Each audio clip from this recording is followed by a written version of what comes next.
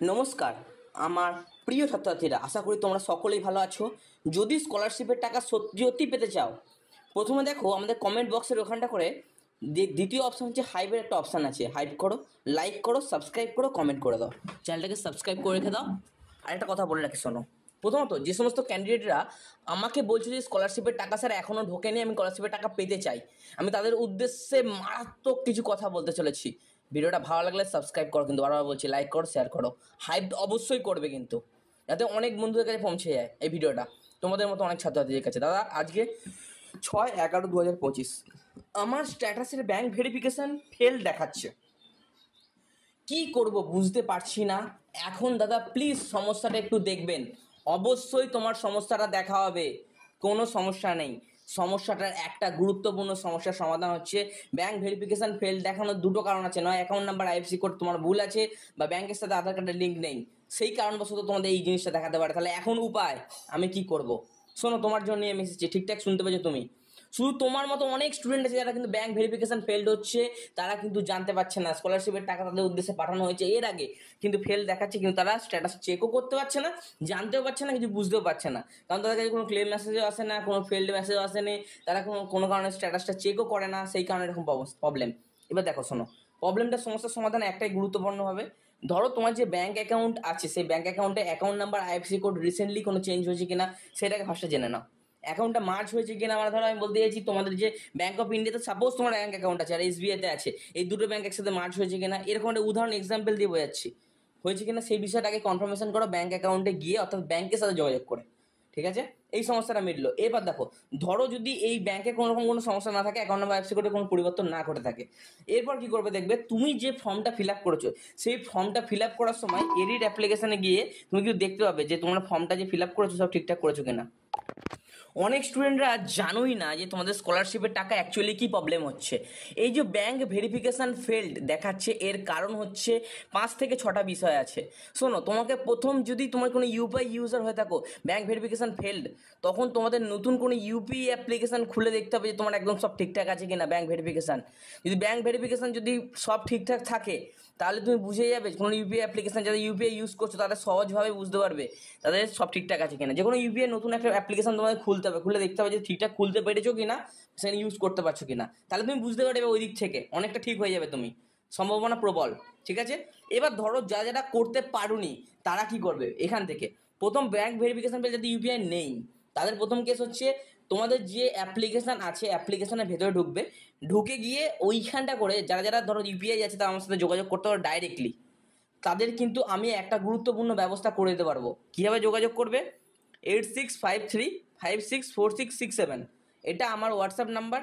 এইখানে তোমরা কন্ট্যাক্ট করবে যদি ইউপিআই আছে এবং এই প্রবলেমটা হচ্ছে মেনলি ফেল্ড, বা যাদের প্রবলেমটা হয়নি তারা জানতে চাইছো অ্যাকচুয়ালি প্রবলেমটা কী হচ্ছে, তারা যোগাযোগ করতে পারো অনলি হোয়াটসঅ্যাপ, আর এছাড়া কোনো কিছু নয়, বারবার বলছি কিন্তু। শোনো, এরপর কী করবে, যাদের ইউপিআই নেই তারা কী করবে, তারা ডাইরেক্টলি তোমাদের যে যে ব্যাংক আছে সেই ব্যাংকের সাথে যোগাযোগ করবে, অ্যাকাউন্ট নাম্বার আইএফসি কোডটা যোগাযোগ করবে যে ঠিকঠাক আছে কিনা সেটা দেখে নেবে। দেখে নেওয়ার পর তোমরা ডাইরেক্টলি এর সঙ্গে যোগাযোগ করে এসবিএনসি পোর্টালের সাথে যোগাযোগ করে ওখানটা যে অ্যাপ্লিকেশান যখন করেছিলে তখন ওখানে অ্যাকাউন্ট নাম্বার আইএফসি কোড কী দিয়েছিলে সেটা ভালোভাবে চেক করে নেবে, ব্যাস। তাহলে তোমার সমস্যার সমাধান তোমার মিটে যাবে। কিন্তু কিন্তু একটা কথা এই জায়গা থেকে দাঁড়িয়ে বলছি, যদি আধার কার্ডের সাথে ব্যাংক অ্যাকাউন্টের লিঙ্ক কোনো কারণে কেটে যায়, সাপোজ কোনো কারণে লিঙ্ক কেটে গেছে তুমি জানো না, তাহলে কিন্তু স্কলারশিপের টাকা তোমার আসবে না এবং ব্যাংক ভেরিফিকেশান ফেল দেখাবে, এবং অ্যাকাউন্ট নাম্বার আইএফসি কোড ভুল থাকলে সেটা দেখাতে পারে। ইউপিআই এর কোনো সমস্যা হলে সেইখান থেকে ইউপিআই অনেক সময় লিঙ্কের মাধ্যমে যখন তোমাদের টাকা পাঠায় তখনও কিন্তু অনেক সময় ইউপিআই লিঙ্কের মাধ্যমে তোমাদের কিন্তু প্রবলেম হতে পারে। এরকম একটা প্রবল সম্ভাবনা উঠে আসছে এই বর্তমান মুহূর্তে। 2025 কি অ্যাডমিশন স্টার্ট হয়েছে?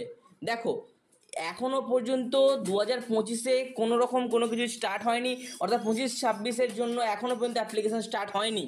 অ্যাপ্রুভ হয়ে আছে 2 মান্থস থেকে, বাট এখনও স্যাংশন হবে কি? অবশ্যই স্যাংশন হবে, তোমাকে বলছি। দেখো, কোনো রকম কোনো সমস্যা নেই, 2 মাস ধরে পড়ে আছে, তাতেও কোনো প্রবলেম নেই, কিন্তু যে বিষয়গুলো তোমাকে খেয়াল রাখতে হবে, বারবার বলছি, তোমার অ্যাপ্লিকেশানে যে পার্সেন্টেজটা 60% রিকোয়ার্ড করেছো কিনা সেটা ফার্স্টে চেক করো। সেকেন্ড ব্যাপারটা অ্যাকাউন্ট নাম্বার আইএফসি কোড সব ঠিকঠাক দিয়েছো কিনা সেটা চেক করো।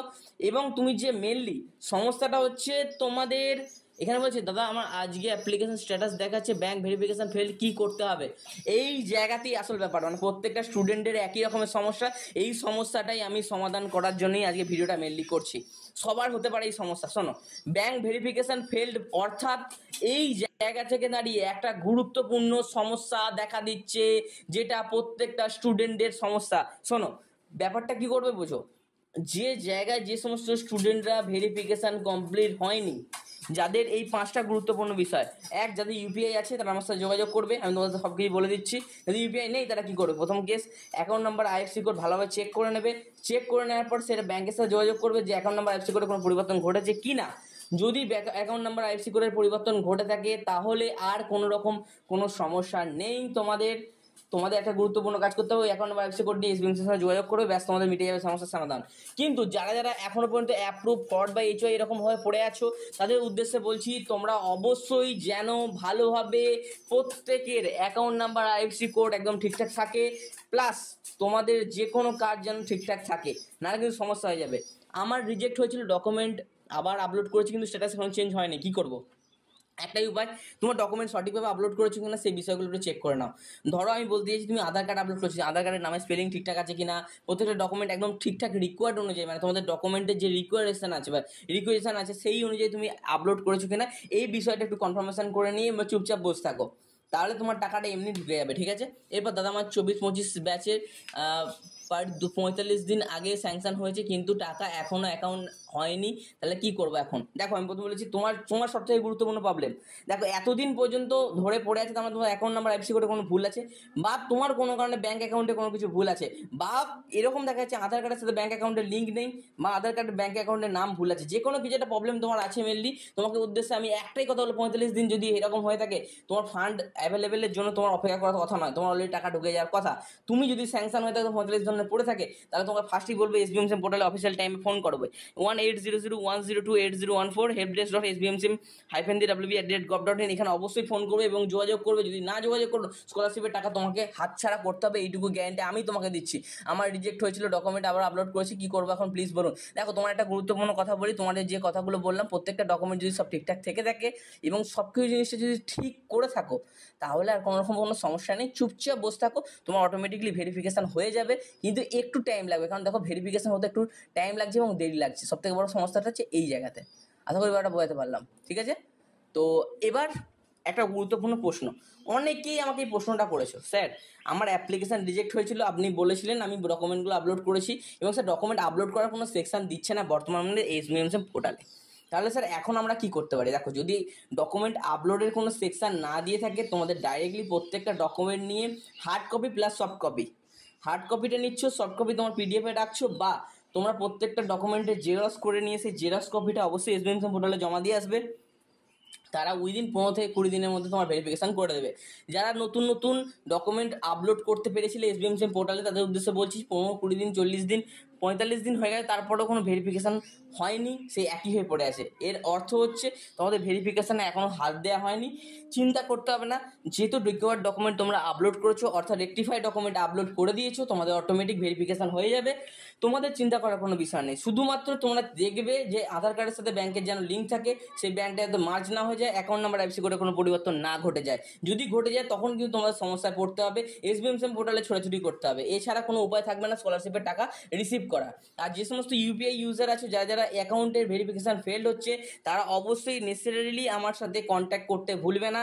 যে গুরুত্বপূর্ণ পদক্ষেপ তোমাদের বলবো, সেই পদক্ষেপগুলো তোমরা সুন্দরভাবে যদি পদক্ষেপ পালন করতে পারো, স্কলারশিপের টাকা তোমাদের ব্যাঙ্ক অ্যাকাউন্টে ঢুকে যাবে, এইটুকু গ্যারান্টি আমি দিতে পারছি। কারণ দেখো এইখানে অনেক গুরুত্বপূর্ণ প্রবলেম বা ঘোটালা হয়ে আছে, এটা ব্যাংকের সার্ভার বলতে পারো, ব্যাংকের বিভিন্ন প্রবলেম হতে পারে, তোমার অ্যাকাউন্ট নাম্বার পরিবর্তন হয়ে যেতে পারে, তারপর ব্যাংকের অ্যাড্রেস পরিবর্তন হতে, আইএফসি কোডের পরিবর্তন হয়ে যেতে পারে, তোমার আধার কার্ডের জন্য যে প্রবলেমটা মেনলি তোমাদের বায়োমেট্রিক বা কোনো কারণে হয়তো দেখা যাচ্ছে লিঙ্ক কেটে গেছে কোনো কারণে, এটাও হতে পারে, বিভিন্ন সার্ভারের প্রবলেম হতে পারে, অনেক ধরনের প্রবলেমগুলো একসাথে, এর অর্থ হচ্ছে ব্যাংক ভেরিফিকেশান ফেল। এটা কিন্তু অনেক স্টুডেন্টের হচ্ছে, 1 জন 2 জন 3 জনের নয়, মিনিমাম কম করে 50 থেকে 60 জন স্টুডেন্টের, মিনিমাম প্রত্যেকটা জেলাতে না, প্রত্যেকটা স্কুলে বা কলেজে বা যেখান থেকে তারা ভেরিফিকেশান করে সেইখানে এই প্রবলেমটা দেখা গেছে। বিশেষ করে আমি হুগলি জেলায় কিছু কিছু স্টুডেন্টের কথা বলছি, যাদের মেনলি প্রবলেমটা হয়েছিল কি জানো তো, ব্যাংকের যে ইউপিআই সে সার্ভারটা, তারা ইউপিআই কোনো কারণে আনলিঙ্ক হয়ে গেছিলো, বা দেখা যাচ্ছে যে আধার কার্ডের সাথে যে ব্যাংকের লিঙ্ক থাকে সেই ব্যাংকের লিঙ্কটা সম্পূর্ণ কেটে গেছিলো। এবার দেখো ইউপিআই যদি আধার কার্ডের সাথে ব্যাংকের লিঙ্ক না থাকে তাহলে কিন্তু কোনোতে ইউপিআই অ্যাপ খুলতে পারবে না এবং সেই ইউপিআই কোনো কিছু করতে পারবে না। সেখান থেকে বোঝা যাচ্ছে যে নতুন যখন ইউপিআই অ্যাপ খুলতে যাচ্ছে, আমি যখন বলেছিলাম যে নতুন একটা ইউপিআই অ্যাপ খুললাম এবং তাকে দিয়েছিলাম এবং সে খুলেছিল, খোলার পর উইদিন 5 থেকে 10 দিনের মধ্যে তার ব্যাংক অ্যাকাউন্টে টাকা ঢুকে গেছিলো। কারণটা সে বুঝতে পেরে গেছিলো যে আমার লিঙ্ক হয়ে গেছে এবং কোনো সমস্যা নেই। সমস্ত কিছু করার পর ঝামেলা মিটে গেল, ব্যাংকের সাথে যোগাযোগ করতে বলেছিলাম, যোগাযোগ করলো, উইদিন 15 থেকে 20 দিনের মধ্যে ব্যাংক অ্যাকাউন্টে টাকা ঢুকে গেল। তাহলে বলো এবার তোমরা কি করবে, তোমাদের ব্যাপার, বাদ বাকিটা আমার কিছু বলার নেই। যতটুকু মনে হয় আমার সাহায্য করা দরকার আমি এতদিন পর্যন্ত সাহায্য করেছি। ভালো লাগলে সাবস্ক্রাইব করবে, লাইক করে, কমেন্ট করে, বন্ধুদের শেয়ার করবে। ধন্যবাদ।